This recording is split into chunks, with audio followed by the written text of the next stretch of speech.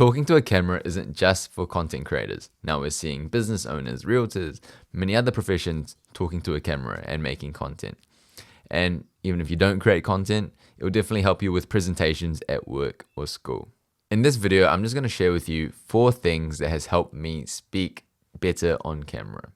And this skill has definitely helped me in medical school and content creation, obviously. But firstly, I have to acknowledge that I'm by no means an expert. However, learning from someone like me who's kind of picked up this skill by trial and error may be a bit more relatable, and you don't have to deal with all the technical jargon.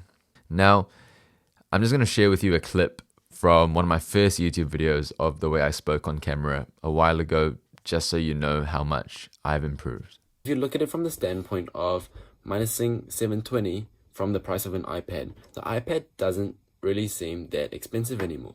You add in all the extra features of an iPad, and it does seem like a logical purchasing decision. So as you can see, it's completely normal to be a bit unnatural and awkward in the beginning. However, over time, like any other skill, you can improve. So firstly, the vibe I try to have. Now, the vibe I try to have is inspired by a YouTuber named Daniel Schiffer.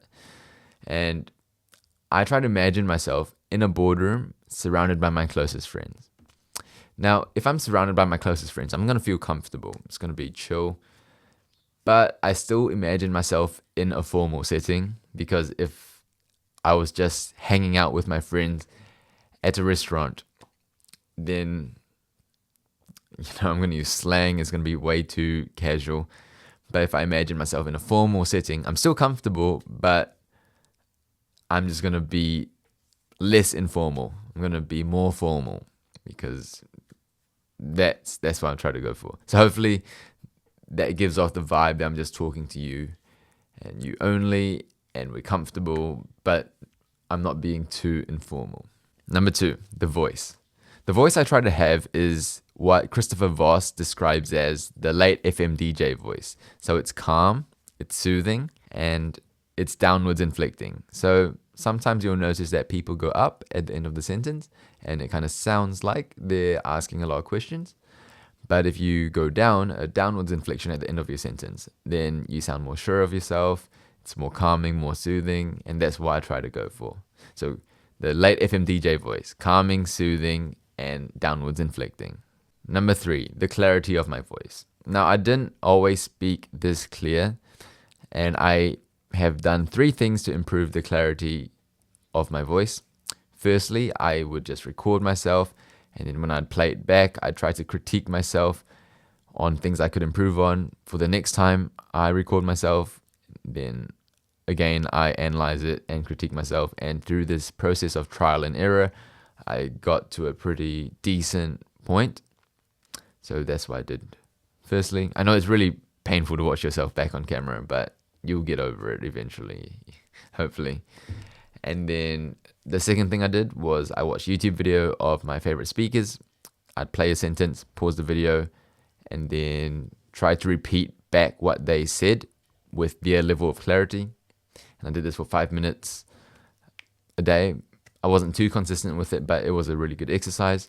And lastly, the third thing I did was I hired someone to analyze my accent, and then they gave me feedback on things I could work on, and the person I hired can be found in the description down below. He only charges $30 for the package that I bought, and it's on Fiverr.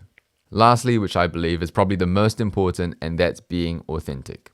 Now, I think people can smell it when you're not being authentic on camera, and I used to try to pull off that high energy influencer vibe on camera, but I don't think that worked too well for my personality, and it kind of seemed fake a bit almost, and I believed it was probably a bit fake. So now I'm trying to go for this chill vibe, which is much more me in real life, and I think people can sense it a bit better.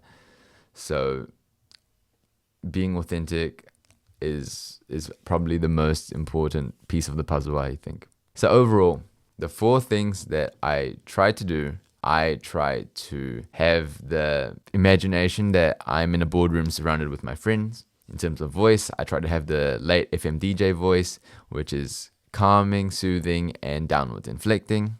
In terms of clarity, there are 3 exercises that I did. Number 1, I tried to analyze the way I spoke and iterate each time I recorded myself. Number 2, I copied my favorite speakers. And number 3, I hired someone to analyze my accent and practice the exercises that he told me to practice. Lastly, I just try to be as authentic as possible, and this is what you're getting right now. And also, it's a skill, and like every other skill, it takes practice. So give it time, and hopefully the way you speak to a camera will improve. Thanks for watching. My name's Junius.